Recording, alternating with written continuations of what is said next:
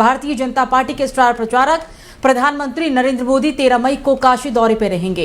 यहां पर पीएम मोदी का भव्य रोड शो होगा। ये रोड शो मालवीय प्रतिमा से लेकर श्री काशी विश्वनाथ धाम तक होगा और इसे भव्य बनाने के लिए पार्टी ने पूरी ताकत झोंक दी है।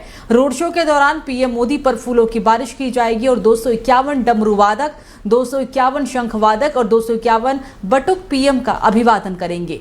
उनकी सुरक्षा के भी पुख्ता इंतजाम किए गए हैं। बीजेपी के राष्ट्रीय महामंत्री सुनील बंसल ने कहा कि काशी में पीएम मोदी का होने वाला रोड शो ऐतिहासिक होने के साथ ही एक नया ट्रेंड सेट करेगा। प्रधानमंत्री के रोड शो के लिए मालवीय प्रतिमा से लेकर काशी विश्वनाथ धाम तक 11 बीट बनाए गए हैं। इन 11 बीट के अंतर्गत 10-10 पॉइंट यानी कि लगभग 100 पॉइंट्स बनाए गए हैं।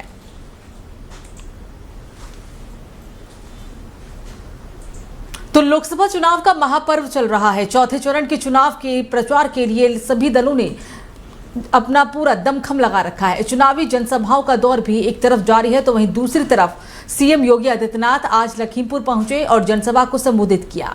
इस दौरान सीएम योगी ने कहा कि 3 चरणों में बीजेपी आगे निकल गई है। पूरे देश में एक ही आवाज है, एक बार फिर मोदी सरकार। जो राम को लाए हैं हम उनको लाएंगे।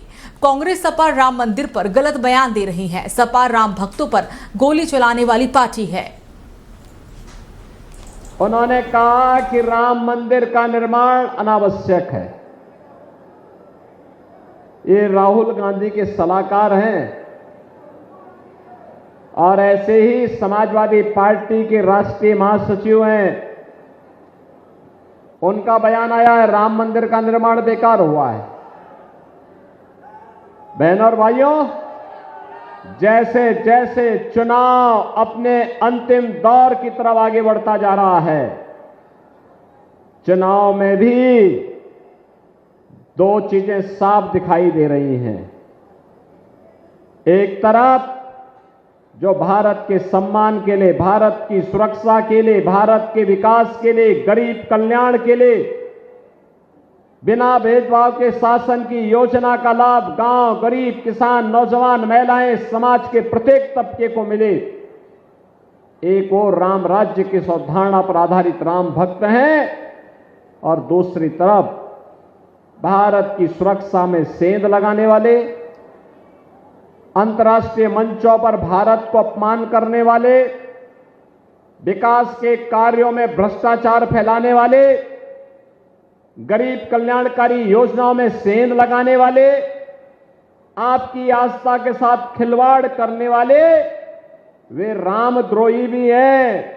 जो रामद्रोही राम मंदिर का विरोध पहले भी करते थे और आज भी कर रहे हैं। तो गोंडा में कर्नलगंज कोतवाली क्षेत्र के अंतर्गत गांव में अज्ञात कारणों से लगी आग की चपेट में आने की वजह से 9 साल की मासूम बच्ची की जिंदा जलकर मौत हो गई। आग लगने के दौरान मासूम बच्ची अपने घर के अंदर सो रही थी और अचानक भीषण आग लग गई। देखते ही देखते आग ने पूरा घर को जलाकर राख कर दिया। फिलहाल मृतक बच्ची के शव को कब्जे में लेकर पोस्टमार्टम के लिए भेज दिया गया है। पुलिस मामले की जांच पड़ताल में भी जुटी हुई है। आग लगने से हुए नुकसान का भी आकलन राजस्व विभाग की टीम द्वारा किया जा रहा है। जो भी नुकसान हुआ है उसकी रिपोर्ट लेखपाल द्वारा कर्नलगंज तहसील प्रशासन को दी जाएगी। भाई लोग तो खेत में गए, हम ही अकेले यहाँ रहे। किसकी लड़की है जो इस बार? हमारे छोटे भाई के चांद बाबू। कहाँ है चांद बाबू? जयपुर। कितने साल की थी लड़की? ये लड़की 8-9 साल की। एक्सपायर हो गई। क्या क्या नुकसान हुआ है? नुकसान हुआ, बैटरी रिक्शा है, मोटरसाइकिल है, ये सब गल्ला पानी है। तुम लोग को कैसे पता चला? कैसे पता चला? उनकी औरत निकली चिल्लाते, घर पे में से सो रही थी बच्चे के लेके, तो वो निकली चिल्लाते। वो अकेली थी घर में? हाँ, वो अकेली।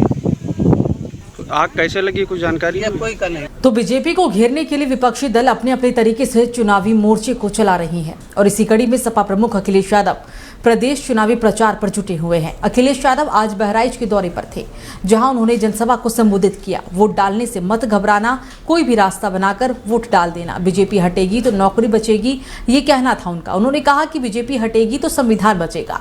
जो अपने आप को दावा कर रहे हैं कि दुनिया की सबसे बड़ी पार्टी है, वो ब्रह्मांड की सबसे झूठी पार्टी है।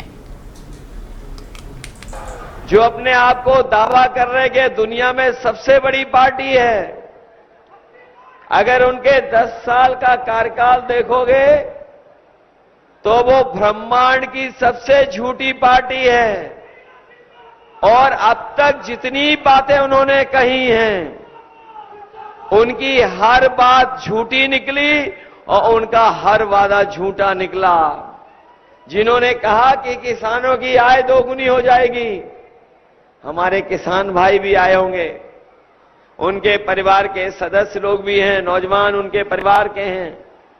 बताओ किसानों की कहीं आय दोगुनी हो गई हो तो बता दो। तो कांग्रेस महासचिव प्रियंका गांधी रायबरेली के मुंशीगंज में स्थित किसान शहीद स्मारक पर श्रद्धांजलि अर्पित करने के लिए पहुंची। साथ ही उन्होंने AIMIM सुप्रीमो असदुद्दीन ओवैसी पर निशाना साधते हुए कहा कि वो बीजेपी के साथ मिलकर काम कर रही है। आपको बता दें कि कांग्रेस के पूर्व अध्यक्ष और प्रियंका गांधी के भाई राहुल गांधी लोकसभा चुनावों में वायनाड की सीट के अलावा रायबरेली की सीट से भी दावेदारी पेश कर रहे हैं। राहुल और प्रियंका की मां सोनिया गांधी ने 2004 से लेकर 2019 तक हर लोकसभा चुनाव में इस सीट को हासिल की थी। इस दौरान प्रियंका गांधी जनता को संबोधित करते हुए कहा है कि मीडिया के लोग आज सरकार से सवाल नहीं पूछते हैं। जब हमारे पिताजी प्रधानमंत्री थे तो मीडिया वाले रोज सवाल पूछा करते थे। लोकतंत्र में मीडिया का काम जनता की ओर से सरकार से सवाल पूछना होता है, लेकिन आज ये जवाबदेही भी खत्म हो गई है। मीडिया के सारे साथी है जो टीवी पे आपको दिखता है, आज सवाल ही नहीं उठाते, सरकार से पूछते ही नहीं है। हमारे जमाने में जब हमारे पिताजी प्रधानमंत्री थे तो रोज लोग सवाल उठाते थे, कोई बुरा नहीं मानता था, इनको गिरफ्तार करते नहीं थे, कोई इनको डांटते नहीं थे। ये लोकतंत्र था कि ये मीडिया वाले जनता के पक्ष में सवाल उठाएंगे, सरकार जवाब दे। आज ये भी जवाबदेही खत्म हो गई है।